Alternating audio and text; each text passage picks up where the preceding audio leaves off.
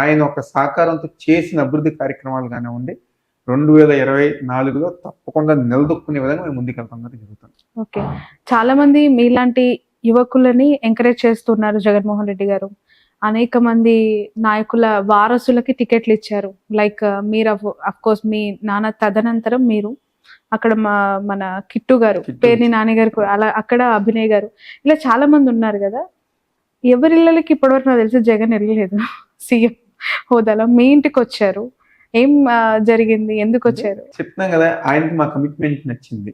Okay, Avinash అనేవారు loyalty commitment గా ఉంటారు, పార్టీ కోసం పనిచేస్తారు, ప్రతిరోజు జనాల్లో ఉంటారు. అలాంటి వ్యక్తికి మనం గారు సపోర్ట్ ఇద్దాం, అండగా ఉన్నాం, ఎలివేట్ చేద్దాం అని చెప్పిన ఒక ఉద్దేశంలో మా ఇంటి పక్కే ఒక హోటల్ ఓపెనింగ్ గారు వస్తే సీఎం గారు వస్తే సీఎం గారిని రిక్వెస్ట్ చేశాను.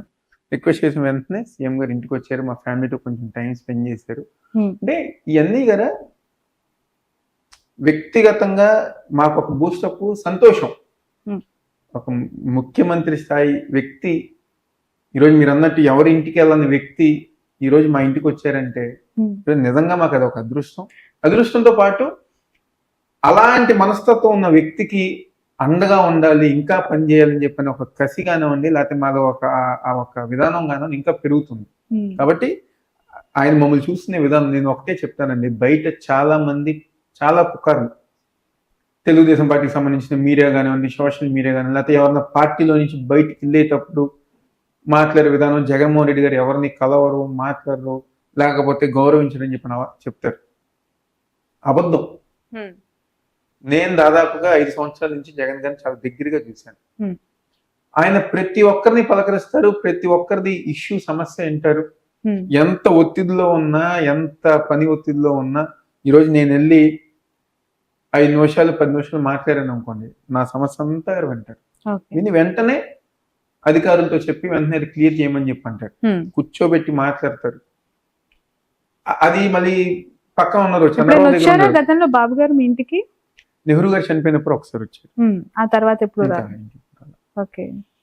అంటే నేను ఆయన జగన్మోహన్ రెడ్డి గారు ఒక పలకరించే విధానంగానే ఉంది. నేను ఎప్పుడు చెప్తా ఉంటా, ఏ రాజకీయ నాయకుడికైనా ఆ రాజకీయ ఉన్న పార్టీ వాళ్ళకి ఇష్టం ఉంటుంది, ప్రేమ ఉంటుంది. కానీ జగన్మోహన్ రెడ్డి గారు అంటే వైఎస్ఆర్ కాంగ్రెస్ పార్టీ వాళ్ళకి ఒక వ్యసనం. ఎందుకంటే ఆయన మనస్తత్వం, ఆయన ప్రవర్తించే తీరు, మమ్మల్ని ప్రేమగా చూసుకునే తీరు, గౌరవించే విధానం, అరే మనల్ని నమ్ముకుని ఒకరు ఉన్నారా, ఆయనకి మనం లైఫ్ ఇవ్వాలని చెప్పుకునే కమిట్మెంట్, ఆ క్యారెక్టర్. కాబట్టి ఎవరన్నా జగన్మోహన్ రెడ్డి గారికి ఇదైపోవాల్సిందే. అసలు కొంతమంది రాజకీయంగా ఆలోచించే వాళ్ళు, లేకపోతే వ్యాపారంగా ఆలోచించే వాళ్ళకి తప్పకుండా ఈ రోజు ఎవరైనా అవినీతి చేస్తుంటే జగన్మోహన్ రెడ్డి గారు ఊరుకోరు. ఆయనకి ఆ విషయంలో ఎవరిని గారు ఇచ్చేయరు. అలా చేసే వాళ్ళకి జగన్మోహన్ రెడ్డి గారి పని నచ్చక, లేకపోతే అని చెప్పిన ఒక కారణాలతో, అబద్ధపు కారణాలతో వెళ్ళిపోవటమే. కానీ జగన్మోహన్ రెడ్డి గారు ఒక లాంటి మంచి వ్యక్తి, ఎవరు నమ్ముకుని కార్యకర్తలు, నాయకులకు అండగా ఉన్న వ్యక్తి జగన్మోహన్ రెడ్డి గారి మించి నాకు తెలిసి ఎవరు లేరు. ఓకే, ఒక సినిమా వచ్చింది, మీరు చూసే ఉంటారు, కమ్మరాజంలో కడపరెడ్లు. విన్నారా? స్టార్టింగ్ లో వచ్చినట్టు. అవును, చూసారా? చూడలేదు. ఇక్కడ మీకు అది సింక్ అయ్యే లైన్ కదా. అలాంటిది ఏమీ లేదండి. నేను ఒకటే చెప్తున్నాను మేడం, విజయవాడ నగరంలో ఎప్పుడో 30 ఏళ్ల క్రితం, అంటే మేము పుట్టక ముందు కొన్ని ఇష్యూస్, అది 2 వ్యక్తుల మధ్య, 2 కుటుంబాల మధ్య జరిగిన ఇష్యూసే కానీ ఏ రోజు గారు క్యాస్ట్ అనేది ఎవరికి లేదు. ఏ ఒక్కరికి క్యాస్ట్ అనేది ఏ ఒక్కరికి లేదు. ఒక 2 వ్యక్తుల మధ్య, కొంతమంది మధ్యలో ఒక ఇష్యూస్ వల్ల, స్టూడెంట్స్ రాజకీయాలు వచ్చిన ఇష్యూస్ వల్ల అది 2 కుటుంబాల మధ్య ఇష్యూ అయింది. కానీ ఏ రోజు గారు ఒక కులానికి వ్యతిరేకమో లేకపోతే ఒక మతానికి వ్యతిరేకం అని చెప్పిన విధానం ఎవరికి లేదు. మమ్మల్ని గారు అది ఎవరు పెంచలేదు. ఆ కుటుంబాలు అంటే ఎన్టీఆర్, ఈ జిల్లాలు విజయవాడ, గుంటూరు, ఈ నియోజకవర్గాల సమ్మిళితంగా కొన్ని కుటుంబాలే ఇక్కడ రాజకీయాలను శాసించాయి. దేవినేని, వంగవీటి, కేసినేని, ఇలాంటి అనేక కుటుంబాల ప్రస్తావన వచ్చినప్పుడు ఈ వైరం అనేది ప్రతి ఎన్నికల సమయంలో సోషల్ మీడియాలో వైరల్ అవుతూ ఉంటుంది, ఎక్కడో ఒక దగ్గర చర్చకు దారి తీస్తుంది. ఇది మీకు ఇప్పుడు ఇబ్బంది కలిగించట్లేదు? మేడం నేను మీకు అదే చెప్పుతున్నా, మాకెవరో అలా పెంచలే, నువ్వు ఈ కులం అని లేకపోతే అలా కులం అని చెప్పని మనం ఉండాలి అని చెప్పని మాకు ఎవరు కూడా అలా చేయలే. ప్రతి కులాన్ని, ప్రతి మతాన్ని గౌరవించే విధంగా నెహ్రూ గారు చాలా సందర్భాల్లో చెప్తారు, జరిగిన సంగతిలో ఒక ఇద్దరు వ్యక్తుల మధ్య జరిగింది, కులానికి సంబంధం లేదు. కానీ మీరు అన్నారు కదా ఎన్నికల ముందు సోషల్ మీడియాలో వస్తాయని చెప్పని, కేవలం వాళ్ళ సొంత లాభం కోసమే ఒక డైవర్షన్ పాలిటిక్స్. ఈరోజు నా మీద నిందేస్తానికి ఏం లేవు, లేదా అవతల పక్కల మీద నిందేస్తానికి ఏం ఉండవు. ఈ రోజు ఈ 30 సంవత్సరాలలో ఏ ఒక్క ఇష్యూ జరగల.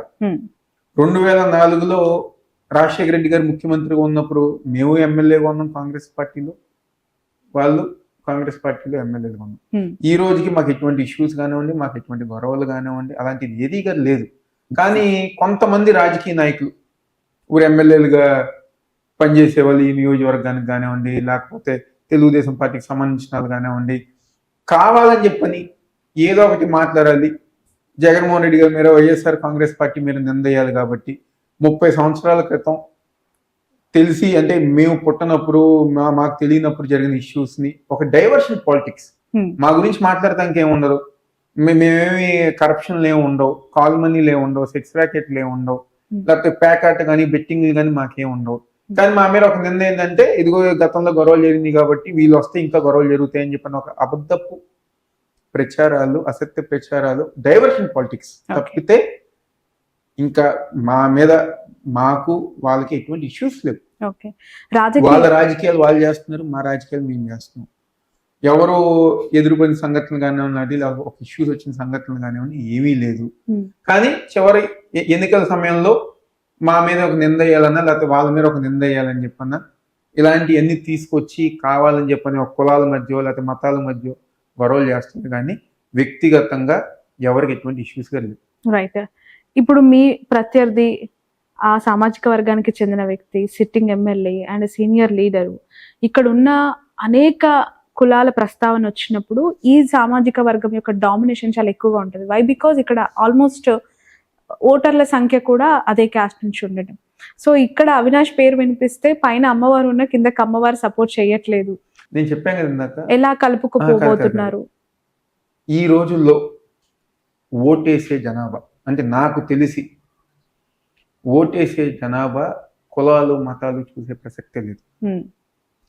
ఇతను మనకు పని చేశారా లేదా, ఇతను మనకి అవైలబిలిటీలో ఉన్నారా లేదా అనే కేవలం ఒకే ఒకటి చూస్తున్నారు.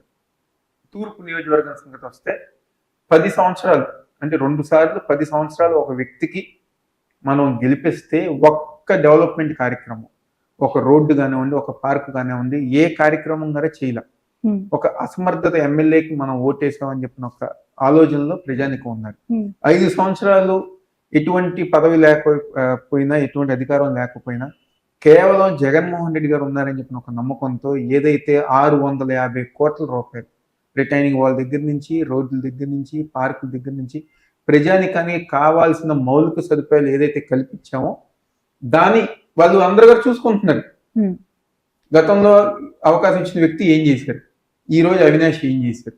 కాబట్టి ఒక అసమర్థత ఎమ్మెల్యేకి ఓటేస్తాం కన్నా ఒక సమర్థవంతమైన యువకుడికి ఓటేసి గెలిపించి మన నియోజకవర్గం డెవలప్ చేసుకునే ఉద్దేశంలో ఉన్నారు. కానీ మీరు ఈ మాటలు చెప్పినప్పుడు ఆటోమేటిక్ గా next logical question is, Jaganmohan Reddy గారు ఇక్కడ సీఎం, ఆయన పార్టీ అధికారంలో ఉంది, మీరు ఆ పార్టీకి నెక్స్ట్ ఆస్పిరెంట్ క్యాండిడేట్, అక్కడ ఉంది ప్రతిపక్ష ఎమ్మెల్యే, ఆయనకు సహకారం లేదు కాబట్టి నేను చెయ్యలు, అందుకే నాకు చేసే అవకాశం వాళ్ళకి కనిపించలేదు. 5 years ఏం చేశారు ఆయన? ఈసారి కాదు కదా, లాస్ట్ 5 years చంద్రబాబు నాయుడు ముఖ్యమంత్రి, మేయర్ వాళ్ళే, కార్పొరేటర్లు వాళ్ళే, అందరూ వాళ్ళే కదా, ఎమ్మెల్యేలు వాళ్ళే కదా. ఆ రోజు ఎందుకు చేయలేకపోయారు?